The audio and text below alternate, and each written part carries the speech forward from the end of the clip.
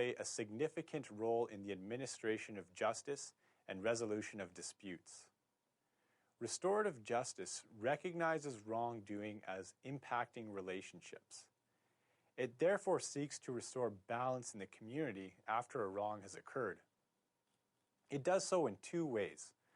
First, through the healing and reparation of all parties involved and rehabilitation of the offender. As opposed to being focused on a punishment, this process forces offenders to be accountable to those they have hurt. Offenders are also expected to acknowledge their actions. In Canadian law, offenders who commit a violation are not required to incriminate themselves and can plead not guilty. Restorative justice requires offenders to plead guilty. This encourages a resolution between the victim and their family, as well as the offender and his or her conscience. Once the offender acknowledges their complicity in a crime, everyone can begin to accept and move towards resolution.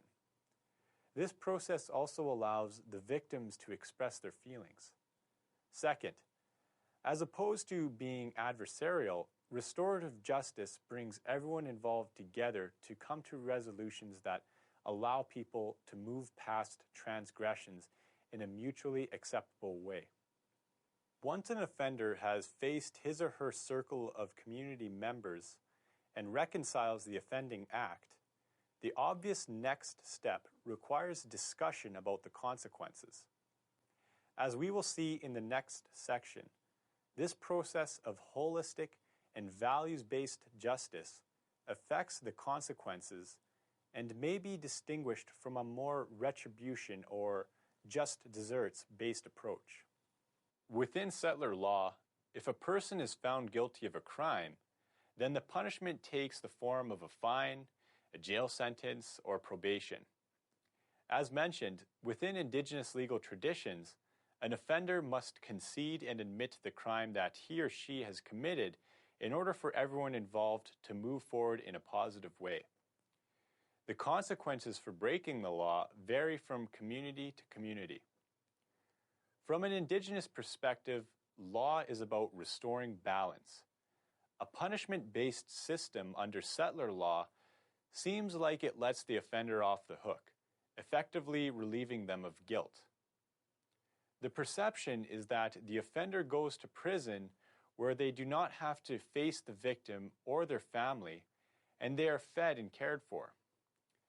This system falters twice.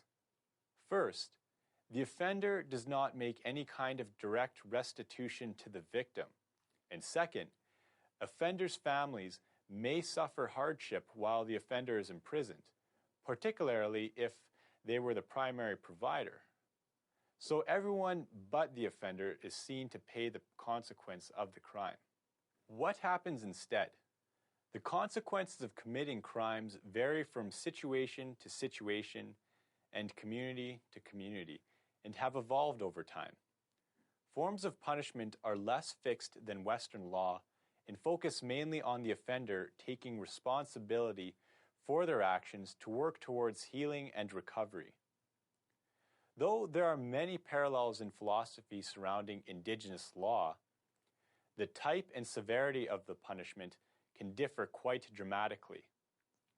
Depending on the severity of the crime, an offender might face anything from monetary restitution to banishment, depending on their community. An example of this comes from a Dakota community where the father of a murderer gave his son to the family of the victim in order to assume the role of provider for the family and in some way restore what he had stolen away. As you have seen, Indigenous cultures place a lot of value on relationships. There is an expectation that efforts will be made to honor not only each other, but also the earth and other inhabitants. Indigenous legal systems are generally non-prescriptive, non-adversarial, and non-punitive. They tend to promote values such as respect, restoration, and consensus, are closely connected to the land, the creator, and the community. To many people familiar only with settler justice systems, Indigenous laws are perceived more like customs because they are oral and not connected to state institutions. Prior to contact, many Indigenous laws were not written down. In some cases, they were visually illustrated, such as the case of the Iroquois wampum belt. Indigenous laws were often passed down from one generation to the next through storytelling. Storytelling is a method of non-interference, allowing elders to give advice to young people without directly telling them what to do. This strategy is their way of complying with the all-important value of non-interference in the behavior of others. Non-interference requires individuals to derive their own meaning from the stories based on their own experiences, and to thereby allow them to feel more connected to the outcomes or legal lessons. Indigenous societies understood that if people, even young people, were allowed to make their own decisions about behavior, then they would be more likely to take responsibility for their actions. In addition, since wrongdoers cannot plead not guilty as one could in a Western courtroom, children grew up understanding that they would be held accountable for their behavior.